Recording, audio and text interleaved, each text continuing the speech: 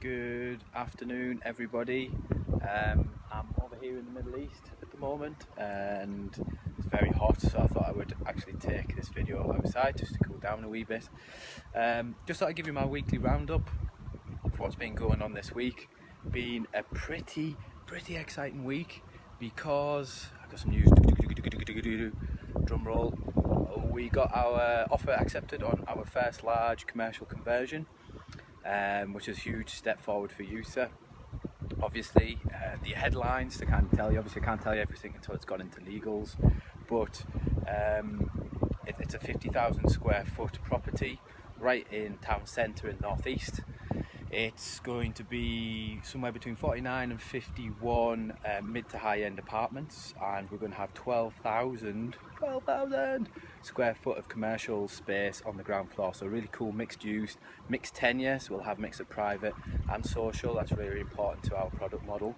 And yeah, the vendor agreed upon a price, so hopefully we push them into legals this week or by the end of next week, and yeah, we're cooking with gas, get the exclusivity deal all signed up, and then obviously I can tell you a little bit more about that detail. It is quite exciting because firstly, we're going to be using, well, I'm going to be using some of my SAS funds which has just come through. Obviously, you know, last week I probably told you my HMRC registered it and I managed to transfer my funds in, so that's a really cool thing to look forward to. I released a long read article as well, a blog this week on my transfer over, where I was, and a little bit more information on how you can do the same, so go check that out if you're really interested in how you can make your pension work for commercial property. So yeah, really excited for that. What else has kind of gone well this week? I always like to try and start with the positive things. So on top of obviously the acceptance of the offer, a really good friend of mine and another property investor in progressive property and a mentor, a guy called Derek Pape. He's been helping me restructure some of my buy-to-let properties. See, I'm trying to move forward, I'm trying to cash flow the business, which actually means selling one or two assets, buying one or two new ones, and Derek's been helping me along with that, and he's helped me sell off a couple of the properties that I've got. So he, really good work there from him. I'm really excited. Things are going to be moving forward on that side of things as well, so really good. The other thing I wanted to pop on was a social housing scheme that we're looking at in Hartlepool. I think you probably remember me ranting last week that the architect wasn't up to no good. Perhaps maybe he'd watched that video, because then straight away, within probably about 3 days, I received a full scheme and plot telling me what the potential housing's going to look like and everything that I needed to kind of push that deal a little bit further forward and do some more due diligence. So happy that came through. Also shows you persistence, have a little bit of patience, something I definitely don't have, but it does kind of pay dividends in the end. What didn't go so well? I think one big thing that really pissed me off was personally, my mum rang me up this week and she was really upset, and some tree surgeon, apparently a tree surgeon who actually isn't, he's just a fake, tried to rip my mum and my grandma off for 1,200 quid to remove a couple of trees. I was trying to support them, trying to get someone actually legitimate tree surgeon in there to do the work, but he was so forceful. He came round, trying to beg for the work, but not only that, he started off with 1,200, then he was like, no, I'll do it for 8, then I'll do it for 5, then I'll do it for 4. My mum told him to go kindly to shove it, and the next thing she knew, he was round the back garden trying to cut the trees down. I mean, like, who the hell does that? It put my mum in a really hard situation. She was actually mortified when she rang me, and when I tried to ring the guy, wouldn't answer. Absolutely just a total bully, lack of class. I mean, who tries that and rips off to I don't want to say elderly because my mum would kick my head in if I said that, sorry mum, but two older ladies, obviously he thought that he could get some money out of it, which just really annoys me. So yeah, that didn't go so well. And there was another issue as well. We're doing a little bit of we're buying a new buy-to-let for the business. Obviously, like I said, we're restructuring, and as part of that, I got some investor funds to purchase this.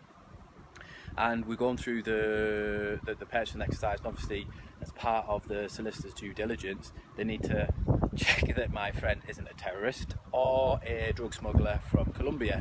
Now, fortunately, he isn't, or unfortunately, depending on how you're looking at it. Well, on the drug smuggling side, I guess. But unfortunately, there's a lot of requirements that need, his ID. Everything needs to be notarized. There's a lot of forms that he needs to be signing, which kind of causes a delay. I should have kind of seen this up front and kind of headed it off. It's a little bit of a lessons learned from my side, and also for anybody else who's who have got investors in, and you're going through your solicitors, which you obviously should be. Make sure you get all of those notarization forms in advance, or get them to go down to solicitors and speak face to face. So a little bit of a delay, but okay, we can get past that. In terms of what we're going to be up to over the next week, well, I guess the key is like trying to get this deal into legals, because obviously until we get that up and signed up with exclusivity deal, things are still a little bit shaky. So I will be trying to push that. On top of that, I'll also, you'll see me over the next couple of weeks creating investor memorandums and trying to get new investors on board for this. It's a fantastic deal anyway. If I look at the headline figures, the GDV on the base case of 8 million and profit return on GDV, percentage of GDV, is 42%. That's in base case. In a high case, it's 56%. So there's some really fantastic numbers there. So I don't feel like I'm going to have any issue. But obviously I'm going to go through this process, and I will also share with you guys what I'm doing, how to do it best. So if you ever come in this situation, you've got all of that information there. You don't need to start from scratch. So kind of look out for that. Look out for how I'm doing the financing. I'll be using crowdfunding hopefully as well for this particular deal, which is something new to me, which I'm looking forward to. Very exciting. So yeah, some really good bits and pieces. And I think that's about it really. One last thing. Now, the video last week, you might have thought that I was picking my nose, but I actually didn't pick my nose. I was just itching my top lip like this. I had a few of you pick out that, pointing out that I was picking my nose on public camera. I do pick my nose. I know that's bad, but I didn't pick it on that video. Just the lip tickle there, like that. I think everyone had a lip tickle now and again. So yes, I do apologise for that.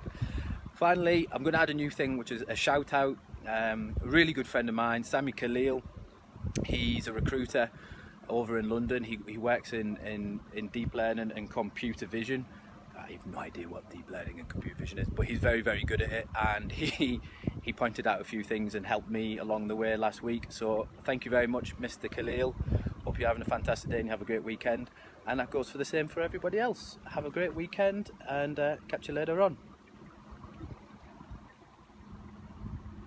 Oh, by the way, hi Mark Cowell, just before I put this down. Hope you have a good weekend too, buddy.